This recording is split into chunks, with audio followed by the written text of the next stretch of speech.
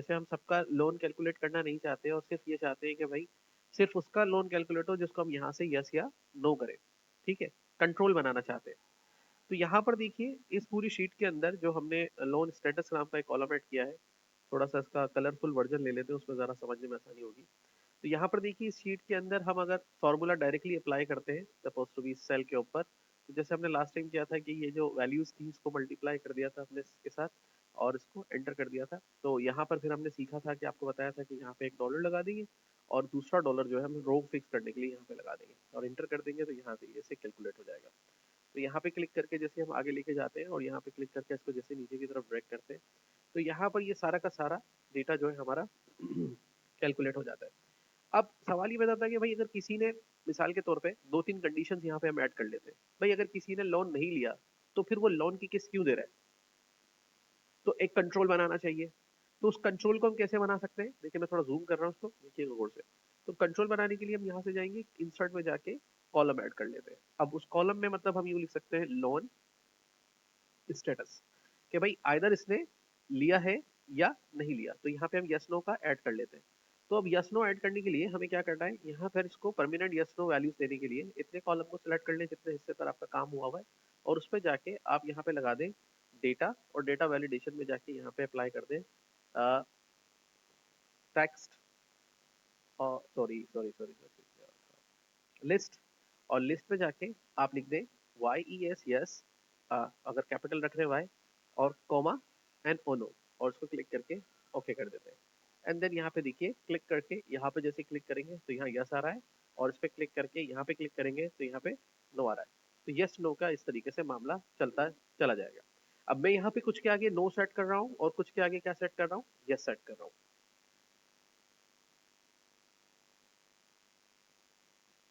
तो यहाँ अब यहाँ पे अगर हमें लोन कैलकुलेट करना है यहाँ पर, तो अब हम क्या करेंगे, सिलेक्ट करेंगे यहाँ से इसको और होम में जाएंगे और यहाँ से करेंगे क्लियर, सॉरी इसको नहीं करेंगे, फॉर्मूला जो लगा हुआ है उसको लगा रहने देंगे, इसी फॉर्मूले को थोड़ा सा स्ट्रेच करेंगे और यहाँ पे डबल क्लिक करेंगे, तो देखिए पूरा फॉर्मूला आपके सामने नजर आ जाएगा, जो कि ऑलरेडी पहले से काम कर रहा है पर इफेक्टिवली सब पे ही काम कर रहा है।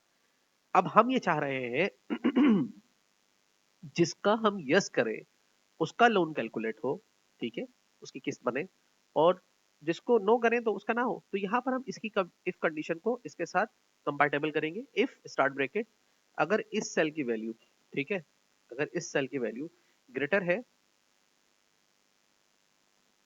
वेरी गुड, इस सेल की वैल्यू इक्वल है कि इसके साथ डबल कोट में वाई ई एस, जैसे वहां लिखा हुआ आ रहा है, वाई कैपिटल है तो वाई कैपिटल, स्मॉल है तो स्मॉल, और तो क्या हो, ये फॉर्मूला रन हो जाए। सही है। अब अब ये तो हमने अब तक सीखा कि ये जैसे कि ये फॉर्मूला रन हो जाए, और ये पूरा फॉर्मूला रन हो जाएगा अगर यहाँ पे यस हुआ, तो ये पूरा का पूरा फॉर्मूला, ये फॉर्मूला रन हो जाएगा, तो ये फॉर्मूला तो वही इसका अमाउंट कैलकुलेट करके ले आएगा जैसे पहले ला रहा था। हल्का नहीं समझ में आ रही बात, देखो ना, हमने ये फॉर्मूला लगा रखा था पहले, ये फॉर्मूला क्या काम कर रहा है, अमाउंट कैलकुलेट कर रहा है। अब मैं इस फॉर्मूले को कंट्रोल करना चाह रहा हूँ इफ के साथ, तो मैंने लिखा इफ एल एट सेल के अंदर यस है तो ये वाला फॉर्मूला रन करो, मतलब किस्त बना दो उसकी, और अगर नहीं है तो यहां पर कॉमा लगाएंगे। तो वैल्यू इफ फॉल्स, अगर ऐसा नहीं है तो क्या करना है, दो ऑप्शन हो सकते हैं, या तो जीरो, या फिर नॉट एप्लीकेबल, या एन ए लिखा हुआ आ जाए, ठीक है ना। तो मैं एन ए ले रहा हूं, डबल कोट में N A, N slash A, not applicable, मतलब इसके ऊपर लोन की कोई किस्त नहीं है, और यहां से कोटेशन को बंद कर दिया। तो ये हमने इस तरह से इसको कंट्रोल कर लिया। देख लें, कोई सवाल अगर किसी के जहन में आ रहा है तो पूछ ले। ठीक है, तो जैसे ही इंटर करेंगे तो देखिए इसका यस था तो क्या कैलकुलेट हो गया, इसका किस्त हो गई कैलकुलेट, और यहाँ से ड्रैग किया हमने, तो ये देखें जिसको किस्त नहीं देनी थी उसके आगे एन था और उसके आगे लिखा रहा है N A N A N A. ठीक है, अगर आप एन ए नहीं चाहते सिर्फ जीरो आ जाए तो यहाँ एन ए ना लिखे, इसको हटा के जीरो लिख दीजिए, तो वो जीरो दे देगा, मतलब इसकी कोई किस्त नहीं बनती। हाँ, जैसे ही हम उसको जाके यहाँ पे क्लिक करेंगे और यस करेंगे तो देखिए कैलकुलेट कर देगा उसका अमाउंट, और अगर नहीं तो यहाँ पे हम कर देंगे नो, तो उसका अमाउंट कैलकुलेट नहीं करेगा। ये बात समझ में आ गई। तो इसका मतलब हमें एक और बात जहन में रखनी है, हमें यस होने पर मतलब कंडीशन के ट्रू होने पे क्या काम लेना है और कंडीशन के फॉल्स होने पे क्या काम लेना है, दोनों बता सकते हैं। दोनों साइड पे टेक्स्ट भी बता सकते हैं, दोनों साइड पे नंबर भी बता सकते हैं, दोनों साइड पे फॉर्मूला भी बता सकते हैं। ये बात समझाना चाह रहा हूं। हम दोनों साइड पे ये फॉर्मूला बता सकते हैं। अगर ऐसा हो तो ये फॉर्मूला चले, नहीं तो ये वाला फॉर्मूला चले। अगर ऐसा हो तो ये टेक्स्ट आए वरना ये वाला टेक्स्ट आए। अगर ऐसा हो तो ये नंबर दिखाए वरना ऐसा नंबर दिखाए। अगर ऐसा हो तो ये फॉर्मूला दिखाए, यहाँ पर टेक्स्ट दिखाए। कंडीशन दोनों साइड पर आप कुछ भी ले सकते हैं। आंसर ये बताने का मकसद है मेरा। सही है। अब चलते हैं अगले टास्क के ऊपर, टैक्स के ऊपर आते हैं। अब देखिए टैक्स जो है वो सब पर एक जैसा नहीं अप्लाई होता। ये तो मैंने लिख दिया था 20% टैक्स कैलकुलेट हो रहा है। टैक्स कैलकुलेट होने की भी कुछ वजूहात होती है। मिसाल के तौर पे ये डिपेंड करता है सैलरी के ऊपर। सैलरी कितनी है उसके हिसाब से टैक्स बनता है। तो चले एक हम रूल बनाते हैं कि भाई टैक्स किस किस पर लगेगा और किस पर टैक्स नहीं लगेगा। कंडीशंस, ठीक है ना, फिल्टर आउट कर देते हैं इसको। भाई हम ये कहते हैं कि किसी की सैलरी अगर 20,000 है या 20,000 से ज्यादा है, 20,000 है या 20,000 से ज्यादा है, चले हम यूं लेते हैं 20,000 से ज्यादा है, 20,000 से ज्यादा है, 20,000 अबव, नॉट इक्वल, ठीक है। तो जिसकी सैलरी 20,000 से ऊपर है तो उसके ऊपर टैक्स लग रहा है कितना, 5%। 5% किसका, हाँ 20,000 का 5%, जो सैलरी उसकी है, सैलरी का 5% टैक्स लगेगा। इसका मतलब एक इसका जवाब ये भी बनता है कि अगर किसी की सैलरी 20,000 के बराबर है या उससे कम है तो उसके ऊपर जीरो टैक्स है। सही है। इसका मतलब ये भी होता है। लेकिन अगला भी है, अगर किसी की सैलरी 50,000 से अबव है तो उस पर टैक्स लगेगा कितना, 10%। मतलब इससे ये पता चलता है कि अगर किसी की सैलरी 20,001 रुपीज से लेके 49,999 रुपीज है तो उस पर 5% टैक्स होगा। लेकिन अगर 50,000 हो गई तो उस पर 10% टैक्स होगा। लेकिन अगर 20,000 से तो 19,999 हो गई तो उस पर कोई टैक्स नहीं होगा। ठीक है। इसी तरह से और आगे चलते हैं, अगर किसी की सैलरी 1,00,000 रुपए से ऊपर जाती है तो उस पर 20% टैक्स लगेगा। सो ये सारे काम जो है एक गवर्नमेंट की रूल्स हैं, पॉलिसीज हैं कंपनी की, वो आपको बता दिए गए। अब आपको शीट पर कैसे अप्लाई करना है ये समझ रहे हैं। ठीक है। तो पहले मैं इस पे लिख के बता देता हूँ और फिर आपको समझ में आ जाएगा। तो यहाँ पर हम चेक चेक कर लेते हैं कि हमारी सैलरी कौन से सेल में है। सैलरी हमारी है C8 सेल के अंदर। आप भी चेक कर लेंगे अपने अपने कि मेरी सैलरी जो लिखी हुई है वो कौन से सेल पे लिखी हुई है। अच्छा, अब ये भी डिसाइड कर लेना है कि वो बेसिक सैलरी पे लगाना है टैक्स या टोटल सैलरी पे लगाना है। ये आप कोई भी सेल के ऊपर डिसाइड कर सकते हैं। मैं लगा रहा हूँ बेसिक सैलरी के ऊपर। तो बेसिक सैलरी से मैं ये लिखूंगा equal to, if start bracket, अगर C8 सेल के अंदर वैल्यू क्या लिखेंगे, ग्रेटर है कितने से, 1 2 3 4 5 6, कॉमा, तो क्या करना है, तो ये करना है कि भाई इसको ऊपर 20% टैक्स लगेगा सैलरी का। ठीक है। तो अब वो 20% कैलकुलेट करवाना है। तो 20% कैसे कैलकुलेट होगा, C8 इंटू 20%। सही है। तो ये कैलकुलेट हो जाएगा 20%।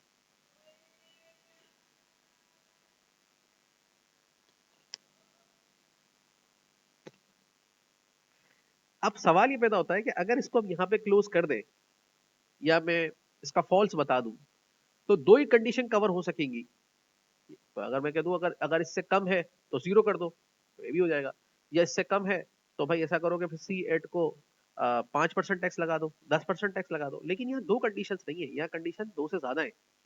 तो यहाँ पर कॉन्सेप्ट आता है नेस्टेड इफ का।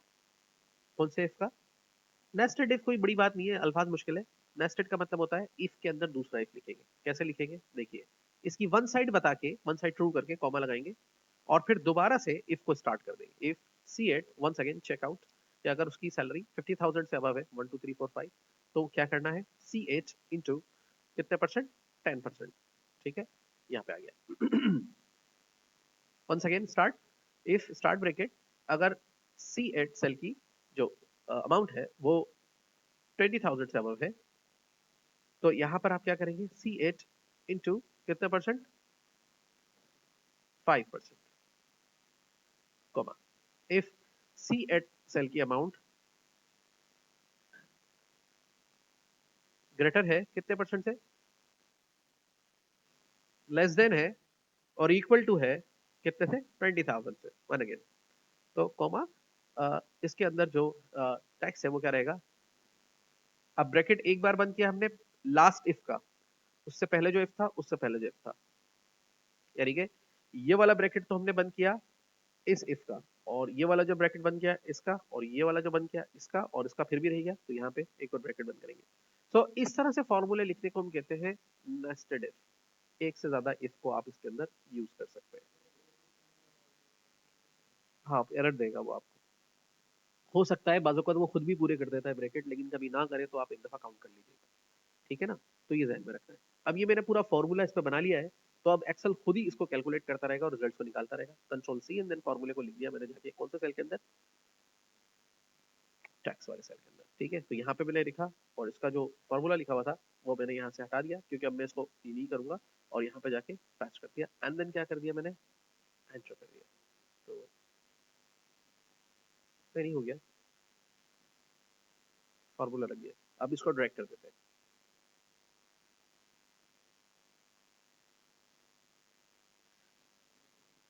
ठीक है, नहीं इसको हटा दें, उसकी जरूरत नहीं है। अब यहाँ पे जो है ये सारी तहरीर फिर हमें यहाँ लिखनी पड़ेगी, तो यहाँ पे तो हम लिख रहे हैं, इसको फिर इसकी कोई काम नहीं है, ये फ्री हो गया। तो देखिए अभी मैंने आपको एक चीज सिखाई थी कि जब बीच में ज्यादा गैप आ जाता है तो कॉलम्स को एक्सपैंड और कोलैप्स करने के लिए हम क्या यूज करते हैं, डेटा में जाके ग्रुप और ग्रुप कॉलम, तो यहाँ से इसको थोड़ी देर के लिए ऑफ कर देते हैं। ठीक है, तो अब दोनों सेल्स आ गया सब में। तो देखिए बेसिक सैलरी इसकी कितनी, 70,000 है। तो इस पे कितना परसेंट लग रहा है, अगर रूल के मुताबिक देखें तो 50,000 से ऊपर है 10%। तो 70,000 का 10% 7,000 बनेगा। सही है, सही कैलकुलेट हो रहा है। इसकी 20,000 है, 20,000 पे कोई टैक्स नहीं है अकॉर्डिंग टू रूल। 20,000 और 20,000 से कम पर कोई टैक्स नहीं है, तो यहाँ पे क्या आ रहा है, जीरो। अच्छा, फिदा मोहम्मद की 40,000 सैलरी है, तो इस पे कितना परसेंट टैक्स लग रहा है अकॉर्डिंग टू रूल, इसमें ऊपर लगेगा कितना परसेंट, 5%। तो 40,000 का 5% भी 2,000 रुपये बनेगा। ठीक है, 10% होता तो 4,000 रुपये बन जाता। 21,000 पर इसको टैक्स लग गया 1,050 रुपए का। देख रहे हैं, 21,000 पे कितना लग गया इसको, 1,050 रुपए का 5% टैक्स इसको इम्पोज हो गया। ठीक है, और आ गए 15,000 पे कोई टैक्स नहीं है, और मैं यहाँ पे एक एंट्री 25,000 में 1,250 रुपए का टैक्स लग गया इसको। ठीक है ना, और अगर हम यहाँ पे 19,999 कर देते हैं तब भी कोई टैक्स नहीं लग रहा, लेकिन 20,000 जैसे ही होगा कोई टैक्स नहीं लग रहा। 20,001 कर रहा हूँ जैसे इसको मैं, तो इस पे 1,005 रुपए का टैक्स इम्पोज हो गया।